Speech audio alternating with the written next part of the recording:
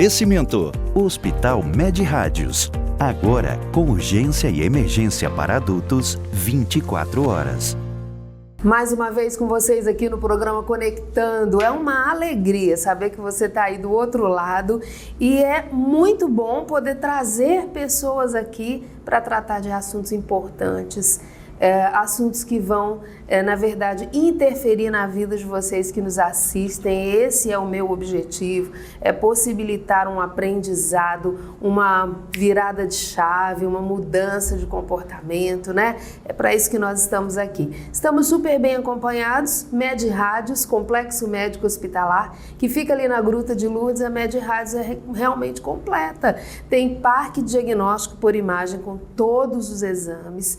Tem o Centro de Tratamento de Câncer com técnicas avançadas e tem o Hospital Med Rádios, né? Hospital Med Rádios para atendimentos em geral, então cirurgias em geral, um hospital que acolhe cirurgias de alta complexidade, inclusive, e que agora está com atendimento de urgência e emergência 24 horas para adultos. Med Rádios e você, juntos pela vida. Estamos juntos com a Agência Paradise. Você quer um site, uma página de captura, quer ter artes bem elaboradas para suas redes sociais? agenciaparadise.com.br. E estamos aqui no restaurante Petit Sucre, esse lugar super agradável, onde você vem para almoçar, para lanchar, para jantar, onde você pode realizar um pequeno evento. Eles têm aqui um espaço muito bacana para você realizar o seu evento, tá? No programa de hoje nós vamos falar de relacionamento, nós vamos falar de convivência, nós vamos falar dessa junção. Você pega uma pessoa que vem com seus costumes, com seus objetivos, com seus valores, junta com outra pessoa que vem com outros valores, com outros costumes, com outros objetivos, e aí elas resolvem se unir, se casar. Como que vai acontecer isso? Nossa, complexa essa história, né? Pois é, por isso que eu estou hoje super bem acompanhada aqui com o Jean Marcos. Ele é psicólogo, ele é terapeuta de casal e nós vamos conversar a respeito disso. Jean, seja bem-vindo aqui no programa. Muito obrado pelo convite, Edjane, né? É sempre uma satisfação falar sobre relacionamentos. E sobretudo no teu programa que consegue fazer um link bacana entre áreas, né? Tem, a meu ver, como telespectador, tem uma interdisciplinaridade bacana. Eu assisti um trecho da entrevista da doutora Renata Ferraz e ela falava de ansiedade, né? Falava do quanto as pessoas estão respirando de forma inadequada por conta dessa correria, por conta desse mundo moderno que trouxe tantos conflitos. Um deles é o conflito entre os casais. Quando a gente pensa em conflito entre casais, a gente sabe que a família ela está sendo muito bombardeada nos dias de hoje. E a gente sabe também que a família ela é uma instituição muito forte, não é? As pessoas que têm uma família forte, uma família unida, uma família que se entende, ela é uma pessoa mais forte no ambiente de trabalho, na sociedade. A gente sabe que é assim, né? A gente se fortalece enquanto pessoa. Mas para fazer essa construção não é nada fácil. Quando começa aquela paquera, aquele interesse, nossa, ela é bonitinha, nossa, ele é bonito, ele é inteligente, tal, tá todo mundo disposto a dar certo, não é? Então, assim, a gente aceita muito. O limiar de paciência está maior, né? Quando juntou, casou, se uniu, começou a namorar primeiro, aí a paciência já começa a diminuir, né? Depois, tudo bem, mas ainda é mais permissivo, né? Você ainda abre mão mais. Quando casa, você não era assim. Tem muito isso. Essa fala é muito Você mudou. Você mudou. Ela não é mais como antes, né? Não é? Essa fala é muito presente, né? E eu, como professor de filosofia, eu me lembro sempre de Platão a nos dizer lá para trás, né? Imagina, 400 anos antes de Cristo, a dizer que, olha, não espera aparecer uma crise para ver o que realmente importa na tua vida. Uma delas é essa crise no relacionamento, porque como você descreveu bem no começo, né, são valores diferentes que entram em um conflito ali e ao mesmo tempo, né, uma briga indireta, porque cada um chega num determinado momento a impor um determinado posicionamento ou uma territorialidade, como dizemos, e ao mesmo tempo nessa junção de dois diferentes, de onde vem um com o seu referencial do sistema de origem e o outro, cada um a procurar ali se encontrar, né, numa nova condição de vida que não é nada fácil, porque num dado momento alguém vai trazer aquele questionamento. Será que eu fiz uma escolha correta? Será que eu estou com uma pessoa que me acrescenta, né, vivências, né, satisfatórias? Ou será que eu fiz uma péssima escolha? E a contemporaneidade trouxe esse conflito para o homem moderno, né? É difícil escolher com o leque de possibilidades que temos. Quando eu olho para quem tem 17 anos, precisa escolher a carreira profissional, por exemplo, como psicólogo, eu sei que aquela pessoa não tem uma preparação ainda, uma maturidade para acertadamente dizer é isso e ponto final. Porque o mercado é muito volúvel, né? As coisas mudam. Quando você vê um profissional falar em reposicionamento profissional, esse cara está mais antenado com o mundo contemporâneo. Quando a pessoa fala, por exemplo, orientação vocacional, eu digo, peraí, parece que a coisa parou lá para trás e não é bem assim. Porque você chegar na porta da UFAL, imaginar que ali tem praticamente 100 cursos e que a sociedade relacionaria 3 como mais adequados, quer dizer, onde é que fica a possibilidade para quem resolveu fazer arquitetura, para quem resolveu fazer design e não está naquele nicho, né, das grandes escolhas? Na verdade, essa percepção do ser humano e de repente, os julgamentos, né? Nós estamos julgando a todo momento, apesar disso não ser a melhor coisa, porque eu acho que o julgamento ele traz um prejuízo incrível, né? Sim. Mas o que acontece? Às vezes a gente pega como patamar algo indevido. Por exemplo, em relação à carreira, o que a gente imagina? A maioria das pessoas começam a escolher a carreira pelos ganhos que elas prometem. Sim. Mas aí a gente, de repente, consegue enxergar que existem profissionais que não ganham bem com carreiras que prometem muito. Sim, e profissionais que estão ganhando super bem com carreiras que, de cara, não iria prometer tanto lucro, tanto ganho, tanto sucesso. No relacionamento, eu imagino que também seja assim.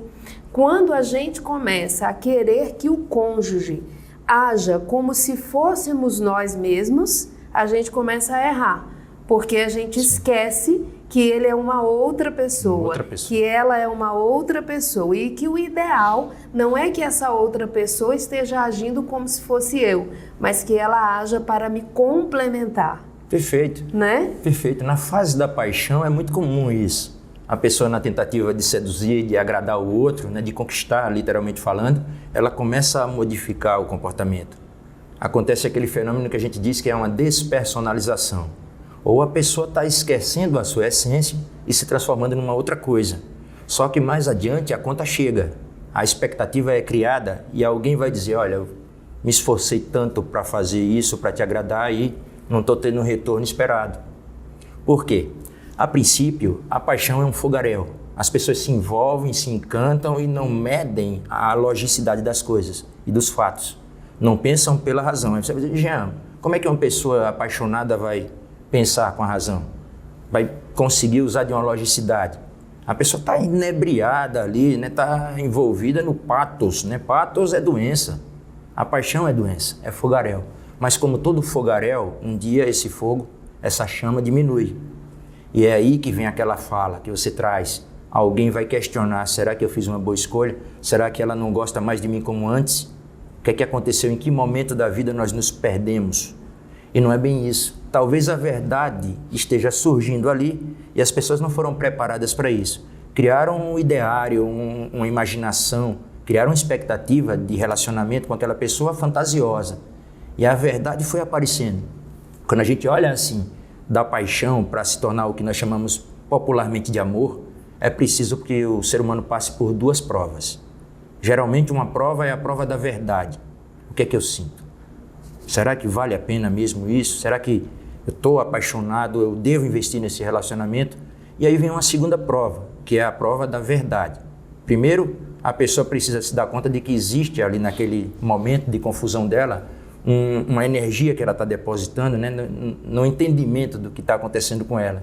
Que ela está se distanciando de sua essência e virando o que o outro deseja. Virando o objeto de desejo do outro. Dessa verdade vai surgir num momento que ele precisa questionar a reciprocidade. Será que o outro também está disposto? Será que o outro entra com a verdade dele, né, com essa outra verdade, com essa reciprocidade da união? Então, nesse momento, a paixão passa por um esfriamento e se torna o que nós chamamos de amor. Então não é todo mundo que está preparado para sair da paixão e chegar ao amor. Aí como assim, Jean? Porque aquele fogaréu, em algum momento ele se perde, vem uma tranquilidade. Imagina uma pessoa ciumenta, por exemplo. A paixão traz aquela carga de ciúme, de um querer rastrear o outro, saber onde anda, para onde vai, com quem está. E ao mesmo tempo, no momento em que a pessoa já se sente segura na relação, que conquistou o outro, o ciúme já dá uma tranquilidade. O amor é essa tranquilidade. Agora, se a gente pega como referência a Apocalipse na Bíblia, né, que coloca assim, olha, é uma colocação assustadora até para alguns, né, quando se apresenta a ideia de que Deus vomita os mornos, né, que você tem que ser frio ou quente, não tem essa de ficar em cima do muro. Isso nos faz se posicionar a dizer o que a gente quer da vida, o que a gente espera. O que a gente espera, sobretudo, de nós e não tanto do outro. Porque moldar o outro, como você colocou bem, Adjane, não é um trabalho nosso. Porque essa conta chega. Essa dificuldade do relacionamento, ela aparece. Porque no primeiro desconforto em que alguém estiver ali mantendo aquilo pelas conveniências, né, pela necessidade de ter alguém em sua vida, as angústias vão para o consultório. Você recebe muitos casais para tratar, terapia de casais, e aí você cuida deles de forma, assim, junta terapia na hora, ou você trata separado e tem momentos que são juntos? Como que funciona isso? Sim. O primeiro momento é sempre separado, né? Porque cada pessoa precisa desse referencial, né? Dessas questões pessoais, né? Do seu universo particular. Tem uma liberdade para falar o seu sentir. Exato. Então, digamos que a maioria, com 3, 4 sessões individuais, chegam num ponto em que já há uma possibilidade de junção, porque não é para lavar roupa suja. Esse momento ali de colocar os dois de frente para o terapeuta, não vai sair dali uma sentença de que há alguém culpado e de que há alguma vítima, não é nada disso. É dizer, olha, essa é a tua parte. Tem tanto um lado que é luz, como um lado que é sombra, e essa é a tua parte. Olha, esses são os teus aspectos amadurecidos, e esses aqui os que ainda falta amadurecer. E nesse entendimento da pessoa se enxergar e ter o outro ali, qual é a grande sacada, né? O que traz para o terapeuta, né? A ideia de que o seu trabalho está surtindo efeito. Você coloca pessoas que estão juntas há 20, 25 anos, que determinados aspectos do outro não entram na cabeça dela. Até porque tem aspectos dela mesma que ela não traduz de uma forma muito clara. E isso o nosso corpo fala, né? A boa medicina já tem esse entendimento das doenças psicossomáticas, desse efeito, dessas dores, que muitas vezes não são dores de origem fisiológica, são dores emocionais. Quais são as questões que mais aparecem no seu consultório em relação aos casais, aos cônjuges? Além das infidelidades, né? Além do esfriamento da relação, além dos conflitos, né, na cama, muitos casais chegam com dificuldades familiares, né, com aquela tentativa de imposição de que o outro frequente a casa do sogro, da sogra, de que tenha como fazer sala, né, de marcar uma presença, e isso não é espontâneo. A gente considera que uma pessoa vive a sua vida tranquilamente, satisfatoriamente, quando ela consegue ser espontânea, e não necessariamente um personagem. Então, essa ida para uma casa de uma sogra, por exemplo, quando uma pessoa não deseja ir, já é repleta de sinais que a família percebe. Então, cria-se um conflito. Eu vejo sempre a possibilidade de que alguém vivendo mal não esteja se sentindo no seu lugar. O ser humano precisa estar no seu lugar. Você reconhece que você está no seu lugar quando tem a tal espontaneidade. Não tem o personagem, não tem a máscara, você é você. E não é chutar a barraca, é entender que as outras pessoas têm seus direitos de serem o que são e que eu tenho o meu direito de ser o que eu sou. Ô Jean, mas na maioria das vezes, quando as pessoas apresentam esses conflitos familiares, é porque elas estão em conflito interno, elas estão em conflito com elas mesmas ou nem sempre? Geralmente surge o conflito delas mesmas e esse conflito é alimentado pela família. A família toma partido. Você não vai ver uma mãe sabendo muitas vezes que o filho está errado. Ela pode até ficar na neutralidade, mas se posicionar. A maioria não faz isso. Há pessoas que conseguem, de uma forma madura, né, reconhecer. Olha, meu filho errou, vem cá, eu preciso conversar contigo, não é nada disso. na minha interpretação, você precisa repensar as suas posturas, as suas atitudes. E essa outra pessoa também. Quando a gente fala nessa questão do espaço, da territorialidade, imagina que alguém sai de uma casa, de um sistema, para viver numa casa inimiga, eu diria. Por que inimiga, Jean? Não há um acolhimento? Não, há uma tentativa de conquista no primeiro momento. Você precisa provar. E se eu preciso provar, não tem a espontaneidade. Eu estou me esforçando para agradar, né? Então essa coisa de agradar o outro me distancia de mim mesmo. Quando você está fazendo um esforço muito grande, é sinal de que algo tem errado, né? Algo Porque tem errado. se você está se esforçando para agradar, fica meio que implícito, e se eu estiver errada me corrija, de que o outro ele não está te aceitando como você realmente é. Você está tendo que se transformar para poder agradar. Consegue agradar, né? Mas interpretando um papel, né? A espontaneidade é tão importante para o ser humano, né? Em todas as relações, na verdade, né? Quando a gente consegue ser nós mesmos, a gente consegue transmitir até a credibilidade que o outro vê nos nossos olhos, né? Na nossa postura, nas nossas atitudes. Mas no momento da paixão, você acha que tem alguém que é o que realmente é? É muito difícil, é muito difícil, né? São personagens numa briga mesmo, numa tentativa de conquistar o outro, de arrastar o outro. Agora sim eu conquistei. E aí das queixas que você me perguntava, né? Uma muito relacionada pelos maridos, geralmente é do tal descuido que as mulheres têm ao longo do tempo. Nos casais héteros, quando passa o tempo, vem aquela queixa do marido. Ah, Jean, ela engordou pra caramba, ela não se cuida mais, não tem aquele trato da época da conquista. O homem é muito visual, né? O homem é muito visual, né? E a natureza humana, ela é bem específica, né? Alguns amigos têm essa fala, eu concordo em parte, né? A natureza é muito cruel com a mulher, justamente porque a mulher tem essa visibilidade, essa necessidade do trato estético muito mais exigente. Você olha um sujeito como tratam, né? Como coroa, ainda tem lá o seu charme. E a mulher, o primeiro sinal de um cabelinho branco, de uma ruga, já vem aquele relativo desconforto. Eu digo que o tempo passa e vai ajudando o homem, né? O cabelo branco vai fazendo ficar mais bonito, o homem grisalho é muito bonito, gente. Mas a mulher não, né? O cabelo branco, já o dedo do povo já começa a apontar, você não vai pintar esse cabelo. E aí passa a ser meio que sacrificoso ou sacrificante para a mulher, né? Se manter impecável. Isso. Apesar de todo o corre-corre do dia a dia, a gente sabe que a mulher ela tem funções, às vezes eu digo que a mulher ela correu atrás da igualdade e ela encontrou a desigualdade maior ainda, sem né? dúvida. Porque ela abraçou mais funções e eu digo, a mulher não fez certo não, né? Jean, vou dar um tempo agora, a gente vai para o intervalo comercial, é rápido, mas na volta eu quero saber nos conflitos no matrimônio, na hora de criar os filhos, né? Perfeito. Então, assim, essas duas pessoas diferentes agora têm um ser para dar conta, para dar uma educação, e qual será o parâmetro adotado para isso? A gente volta já, tá bom? Perfeito. Segura só um minuto.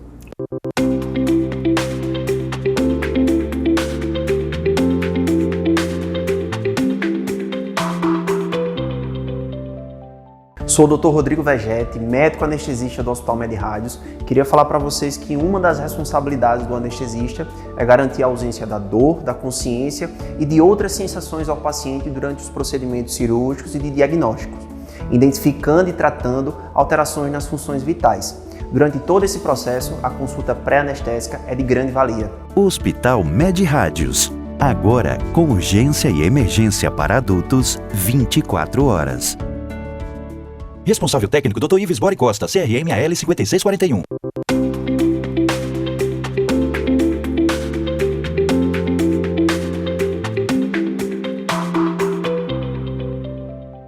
De volta aqui no programa Conectando, rapidinho intervalo, a conversa tá boa, estamos falando a respeito de relacionamento, o matrimônio, não é? Conviver com o outro, com o cônjuge, paquerou, namorou, casou e agora tá embaixo do mesmo teto. E nós vamos saber agora, eu estou conversando, recebendo aqui hoje, o psicólogo e terapeuta de casais, Jean Marcos, ele que trata com muita propriedade desse assunto. E agora nós vamos falar um pouco a respeito da criação dos filhos, porque quando os filhos aparecem, eles podem ser um motivo de uma ligação maior, Sim. mas eles também podem virar um motivo de conflito, né, Jean? É porque, indiscutivelmente, traz uma carga de expectativas que é depositada no filho. Eu sempre olhei para a possibilidade de termos filhos, né, como um consolo à finitude humana, porque nós sabemos que nós não existiremos para sempre e nós precisamos entender que alguma coisa nossa continua ali. O filho é o nosso futuro, né? Mas, a gente estará no futuro através deles. Mas o fato de ser uma continuidade não é necessariamente que o meu sonho deva se realizar no filho. O filho, ele tem uma autonomia, ele é um ser existente onde ele tem total liberdade de seguir pelo caminho que ele pretenda seguir. Algumas famílias erram na dose de colocar a pessoa dentro de uma caixinha, definindo qual vai ser o futuro, definindo quais são os caminhos, definindo quem é o parceiro ideal, e aí há muito sofrimento. Há um reviver de feridas emocionais da infância que todos nós temos e trazemos, e se alguém, numa atitude dessas, numa palavra mal colocada dessas, desperta essa ferida como um gatilho, vem todo um comportamento padrão de desconforto. Marido e mulher precisam estar unidos, não é? O cônjuge, Correto. na verdade, independente do modelo familiar, Sim. precisa estar unido nessa condução. Para não ter, a gente ouve muito, né? Isso. A minha mãe já deixou, pai, e aí, você vai deixar? Exatamente, né? Já começou a disputa, né? Não é assim? A gente ouve muito isso, né? E as escolas têm um papel fundamental também nesse tocante, né? A trazer a família para essa reflexão, para não haver essa verticalização da educação, né? Alguém manda mais, né? Essa disputa no discurso de um, no discurso de outro. Então tem coisas que eu não posso falar para o meu pai, tem coisas que eu não posso falar para minha mãe. Então isso não é legal, né? O ideal é que se tenha diálogo, que é um dos aspectos que no meu trabalho eu coloco, né? Eu te falava que assim que eu me formei, comecei a me voltar, né, para a problemática dos casais e tive uma impressão que pelo menos 3 aspectos me pareciam peculiares num bom relacionamento. Um deles era o diálogo, um segundo o desejo e um terceiro que eu colocava ali como diversão à época. Me pareceu pouco depois de lidar com casais e eu fui acrescentando o que eu chamo de outras dimensões. Aí me apareceu ali a necessidade de estudar também como o casal lidava com o dinheiro, né, com essa dinâmica do financeiro, né, das possibilidades ou não, né, das limitações e também do divino, da espiritualidade, de como Deus interfere na relação, né, sustenta muitas vezes o casal e aí serve como um valor, como um referencial para a vida inteira. Então hoje eu trabalho com esses 5 pilares, não necessariamente como um manual, como um roteiro para que os casais se adequem a isso. São pontos de reflexão, são pontos em que eu acho que a gente tem que parar para pensar neles. Quando eles estão bem trabalhados, Exato. A família está melhor sustentada. Perfeito. Quando você fala na questão dos filhos, né, basicamente vai para o diálogo e para o dinheiro. Porque, como você descreveu bem, eram 2 e agora é um terceiro, um quarto, um quinto elemento. E aí pesa no bolso. Então surgem os conflitos. A escolha de alguém faz alguém abrir mão de algo. Então eu preciso fazer escolhas. Eu não posso mais dar errado, porque agora eu tenho um filho. Justo, não é? exatamente. Eu tenho que dar certo. Eu tenho que saber conduzir. Isso. Eu preciso me policiar, porque eu preciso ser um exemplo. Parece confortável para o homem viver, né, nessa liberdade, né, de poder fazer o que pode fazer, da mulher fazer o que pode fazer na sua juventude.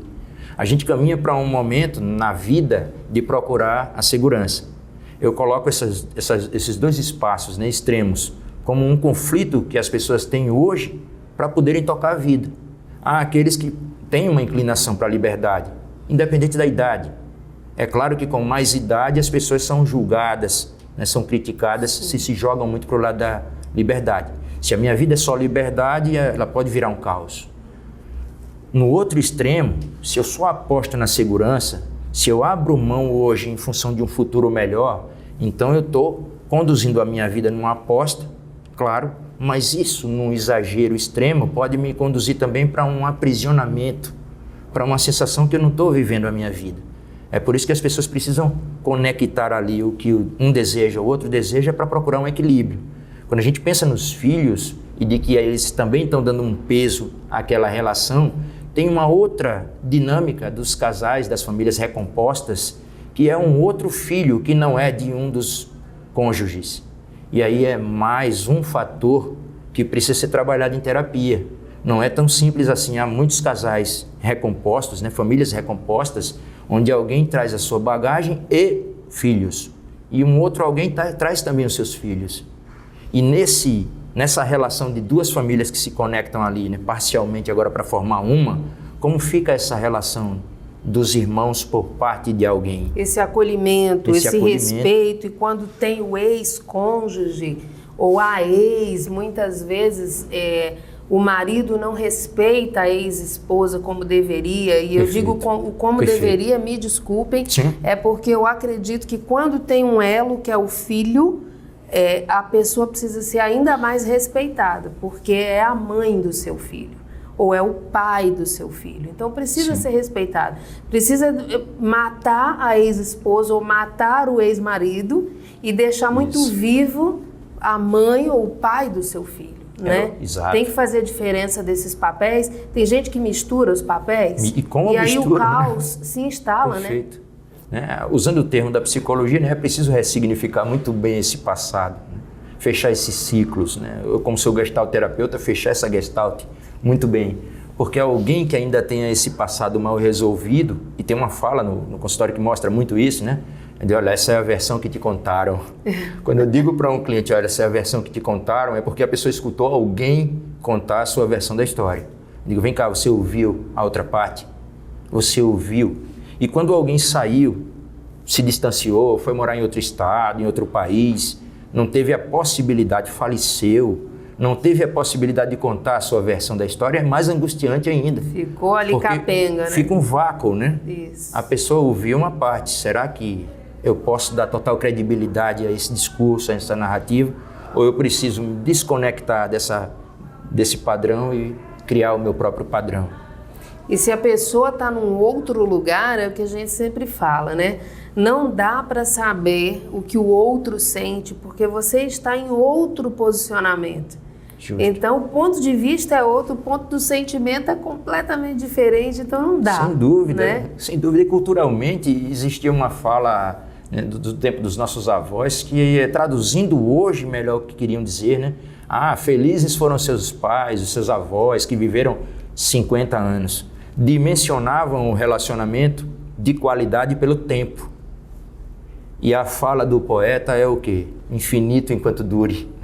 Tem gente que fala assim, o meu casamento não deu certo. Pois eu digo que os meus deram certo enquanto duraram. Enquanto duraram. Muito certo, porque se durou um tempo é porque estava dando certo, Sem né? dúvida. Então a gente precisa respeitar também essas Precisa. pessoas. Tem gente que esculhamba muito com o ser humano. Eu não concordo com isso de jeito nenhum, sabe? Isso. Me desculpe você que está aí do outro lado, que agora dúvida. eu acho que eu estou perdendo várias pessoas ali que não concordam com isso, mas a gente precisa respeitar o ser humano, o sentimento do outro, não é? Não pode, a gente tende a esculhambar o ser humano com muita facilidade. Sim. De jeito nenhum, você precisa respeitar. Mas me fala uma coisa, qual é o comportamento que une o casal em relação aos filhos? Perfeito. Olha só, o referencial de família existe. Existem famílias que são tradicionais, existem famílias que colocam seus valores claramente e que esperam que os filhos sigam aqueles valores. E existem famílias que são muito abertas, né, que deixam os filhos escolherem, né, desde pequenos. Vai para um restaurante e o menino escolhe o que quer comer. Né? Na família tradicional isso não existia. Né? As escolhas vinham de quem tinha lá na hierarquia essa possibilidade de fazer a escolha pelos menores. Então, quando uma criança cresce e vai assimilando essa dinâmica de sua família, ela tem, num determinado momento, um questionamento. Ela para e pensa, será que eu estou na família certa? Parece cruel esse tipo de raciocínio, né? Será que eu nasci no lugar errado? Porque entra na escola e entra num conflito ali, quando o coleguinha vem e diz, minha mãe deixou, o meu pai deixou. Ele compara o referencial que ele recebeu com o referencial do colega. e ele olha com extrema vantagem a forma com que o colega vive. E a família precisa estar solidificada para mostrar, olha, esse é o teu colega. Não me interessa como a mãe escolheu viver, é um direito dela, como o pai decidiu criar os filhos, é um direito dele. Né? Na nossa casa é assim. E a fala, isso se arrasta há muito tempo, é de que enquanto você estiver sob o teto, você vai respeitar as nossas regras. Vai ser do nosso jeito. Né? A maturidade não está determinada pelos 18 anos, é óbvio. Como eu falava, aos 17 a gente não sabe nem que profissão vai seguir muitas vezes. Então um filho, ele precisa ter essa identidade com os pais, com a família, com a sua origem. Precisa ter essa gratidão, esse reconhecimento. Sobretudo esse reconhecimento no que a vida lhe proporcionou. Porque às vezes quando alguém tem uma mágoa em relação a um dos pais, e eu coloco numa fala que traduz muito um outro olhar, uma outra possibilidade de interpretarem por um outro ângulo, quando eu digo, olha, não foi maldade, foi doença. Eu não gosto muito de usar a palavra doença no consultório, tá? Eu não falo paciente, eu prefiro falar cliente. Mas assim, quando a gente coloca... Mas é a dor que a pessoa está carregando. Naquele momento. Se você coloca, basta a palavra, a pessoa quer a palavra para poder enxergar por uma outra ótica, né? Não foi maldade. Se você fizer uma análise, você teve os melhores pais que você poderia ter, que a vida poderia proporcionar. Mas eles não eram perfeitos. Eles tinham suas feridas também. Eles vinham de históricos complicados também. E eles fizeram no repertório de experiências e vivências o que estava ao alcance deles. Não é à toa que com a maturidade há muito arrependimento de uma parte. Eles estavam dando o melhor que eles podiam dar, Exato. né? E de repente estavam errando ao ver dos filhos, mas eles estavam tentando acertar. Justo. Tem gente que se torna pai e mãe aos 17, aos 19, né? Imagina o que a vida trouxe ali de responsabilidade. Aí essa pessoa aos 45 se dá conta que deve uma satisfação. Diz, olha meu filho, me desculpa, parece estranho, né? Um pai pedir desculpas. Mas eu acredito que cabe também, enquanto casal, um entender que o outro está fazendo o seu melhor, né? Perfeito. Um entender que, nossa, o que a minha esposa está fazendo é olhar com... É o amor, na verdade, Sobretudo. né? É o amor. Quando o amor ele está em ação, tudo vai dar certo, tudo vai caminhar para o lado correto. Porque quando você olha com amor, de repente a esposa ela está tendo um tipo de ação que vai de encontro ao meu ver com o marido, em relação ao filho. Mas se você enxerga, olha, com amor, ela está tentando acertar, você vai conversar com ela de uma forma para mostrar o seu ponto de vista. Sim. E de repente ela vai mudar de comportamento, né? Perfeito. Você não vai... Bater de frente né? ali, né? Que aí é o desamor. Perfeito. Nos E, casais... da mesma maneira, a esposa em relação ao esposo, né? Sim. Você me trouxe a lembrança, Edjane, que nos casais descasados, né, naquele pessoal que ainda está no conflito e que procuram a terapia, ora alguém já dando por certo o fim, ora alguém esperançoso de uma conciliação, né, de uma reconciliação, né, já traz ali o seu discurso. É por isso que naquele primeiro momento a gente precisa ouvir as partes em separado. Né, olha, como é que você vê a relação? Ah, Jean, me arrependi disso, disso e disso. Então você criou uma imagem, uma fantasia, uma coisa que não existe. Com o choque de realidade vem o tal esfriamento, né? Como eu disse, a paixão vira um outro sentimento e ali é onde entra o papel da espontaneidade. Se eu consigo ser espontâneo já no começo da relação, eu não estou vendendo uma outra imagem, um outro ser, né? Um personagem. Porque alguém vai cansar um dia de interpretar aquele papel, vai mostrar, como diziam, as unhas e vai causar esse desconforto. Como você vai passar a gostar de uma pessoa que você não teve a oportunidade de conhecer? É por isso que eu digo, tem casais de 25 anos, de 30 anos juntos, que não conhecem determinados aspectos, porque não esteve presente ali a espontaneidade. Houve um esforço de mostrar uma postura diante do marido, diante da esposa, de tal modo que, na essência, a pessoa estava mentindo para ela mesma. E isso traz muita dor, muito sofrimento, uma dor psíquica, né?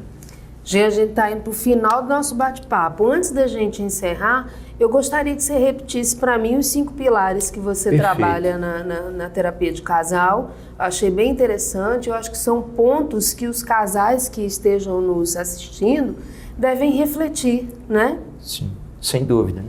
como a gente fala de espontaneidade, né, que é importante você avaliar o quanto você consegue, o quanto você se permite ser quem você é, né? Aquela pessoa pode ter acesso ao teu mundo, então se você já tem essa abertura, então você consegue ser espontâneo.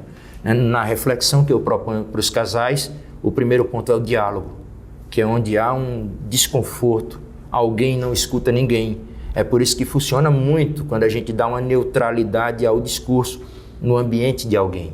Diz, olha, vem cá, leva essa tua conversa para um restaurante. Na hora que for tomar um açaí, estiver dando uma volta na orla, toca nesse assunto. Não adianta você falar a mesma coisa pela milionésima vez no mesmo ambiente, que não surte efeito algum. Então, do diálogo, nós temos ali o desejo, para refletirmos também como ele anda, havendo, claro, esse declínio, né, com o passar do tempo, né, a diversão, que o casal precisa sorrir junto.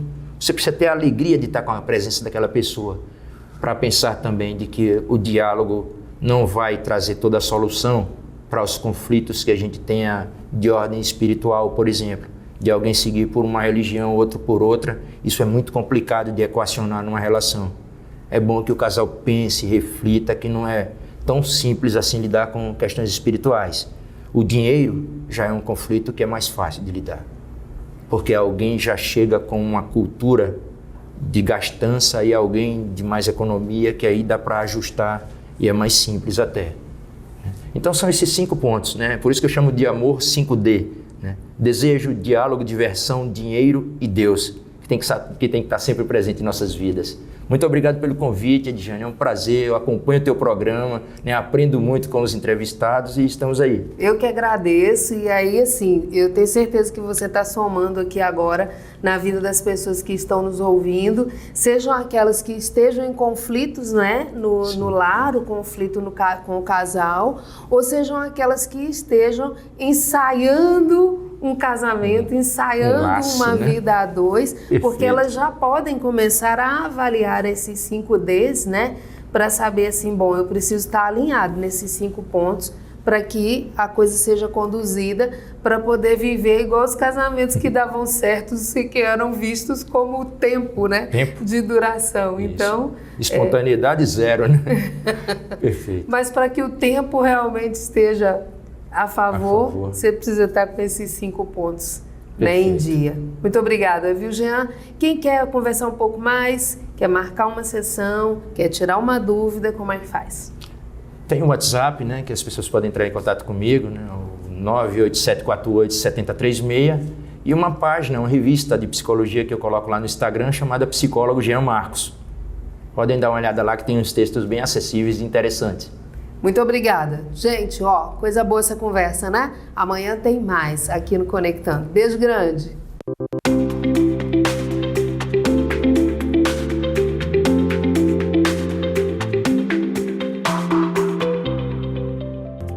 Oferecimento: Hospital Med Rádios. Agora com urgência e emergência para adultos 24 horas.